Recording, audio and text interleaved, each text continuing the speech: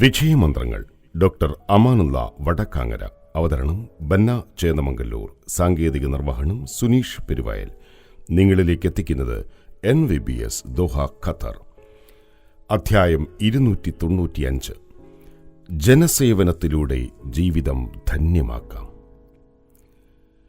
ജീവിതം ധന്യമാകുന്നത് നമ്മെക്കൊണ്ട് മറ്റുള്ളവർക്ക് എന്തെങ്കിലും ഗുണമുണ്ടാകുമ്പോഴാണ്.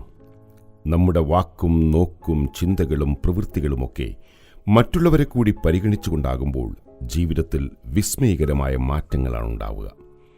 ഓരോ പ്രഭാതവും പുത്തൻ പ്രതീക്ഷകളും പ്രത്യാശകളുമാണ് നൽകുന്നത്. ജീവിതത്തിലെ പുതിയ നിയോഗങ്ങളും ഉത്തരവാദിത്തങ്ങളും ഏറ്റെടുക്കുമ്പോൾ സ്വന്തം വളർച്ചയോടൊപ്പം മറ്റുള്ളവരെ കൂടി പരിഗണിക്കാനാവുക വലിയ കാര്യമാണ്. ആ ചിന്ത തന്നെ മാനവികതയുടെ ഉദാത്തമായ സന്ദേശങ്ങളെ അടയാളപ്പെടുത്തും. ഈ ലോകം സന്തുലിതമായി നിലനിൽക്കുന്നത് തന്നെ സ്വാർത്ഥതയുടെ ഇടുങ്ങിയ ഇടനാഴികളിൽ നിന്നും പരാർത്ഥതയുടെ വിശാലമായ മേച്ചിൽപ്പുറങ്ങളിലേക്ക് മാനവ സമൂഹത്തെ കൂട്ടിക്കൊണ്ടുപോകുന്ന കുറേ നല്ല മനുഷ്യരുള്ളതുകൊണ്ടാണ്. ജനസേവനത്തിൻ്റെ വൈവിധ്യമാർന്ന അടയാളപ്പെടുത്തലുകളിലൂടെ ജീവിതം ധന്യമാക്കുന്ന എത്രയോ മനുഷ്യമാലാഖമാരാണ് നമുക്ക് ചുറ്റും ജീവിക്കുന്നത്. പാലിയേറ്റീവ് കെയറായും മനുഷ്യക്ഷേമ സേനയായും നിശബ്ദ സേവനം ചെയ്യുന്ന ഈ സുഹൃതവാന്മാരെ എത്ര പ്രശംസിച്ചാലും മതിയാവില്ല. സാമൂഹ്യ മാധ്യമങ്ങളിൽ വായിച്ചൊരു കഥ ഇങ്ങനെയാണ്.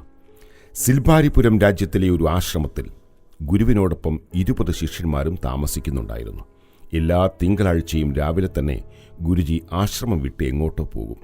അതിനാൽ അന്ന് ശിഷ്യന്മാർക്ക് പുതിയ വിദ്യകളൊന്നും പഠിക്കാനുണ്ടാവില്ല. ശിഷ്യന്മാർ അന്ന് പൂർണ്ണ സ്വതന്ത്രരായിരുന്നു. ഒരു ദിവസം പ്രധാന ശിഷ്യൻ സഹപാഠികളോട് പറഞ്ഞു, എനിക്കൊരു സംശയം.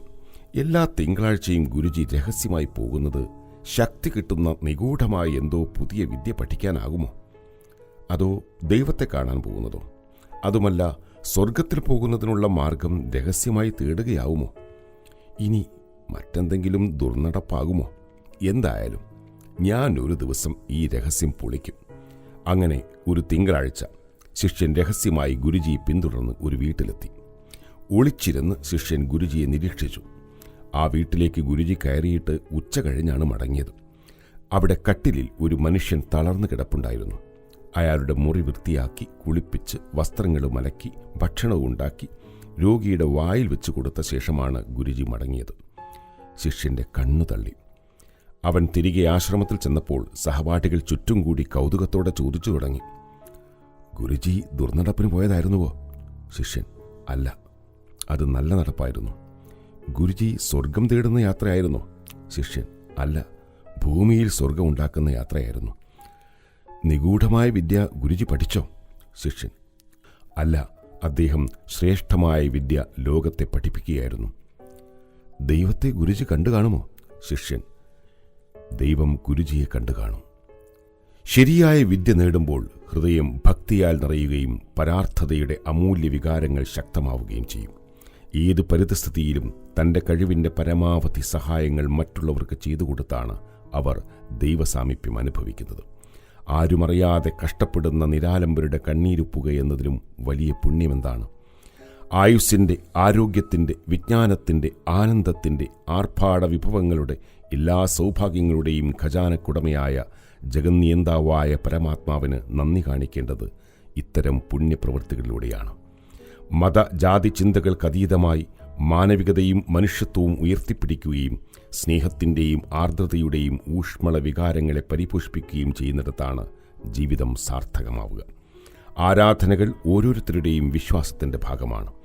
അതിനെ കുറച്ചു കാണുകയോ തമസ്കരിക്കുകയോ അല്ല, മറിച്ച് മാനവസേവ മാധവസേവ എന്ന് പറയുന്നത് പോലെ ജനസേവനം തന്നെ ദൈവാരാധന എന്ന സുപ്രധാനമായ ആശയം അടിവരയിടുക മാത്രമേ ഇവിടെ ഉദ്ദേശ്യമുള്ളൂ.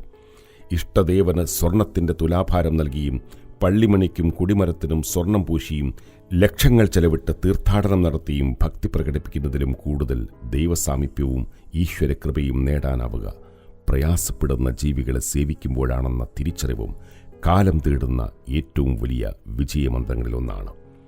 അടുത്തു നിൽപ്പോരനുജന നോക്കാൻ അക്ഷികളില്ലാത്തോർ കരൂപനീശൻ അദൃശ്യനായാൽ അതിലെന്താശ്ചര്യം.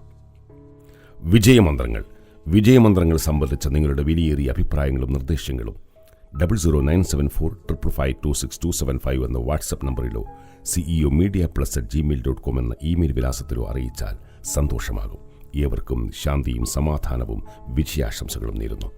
പുതിയൊരു എപ്പിസോഡുമായി അടുത്ത ദിവസം കേട്ടുമുട്ടാം.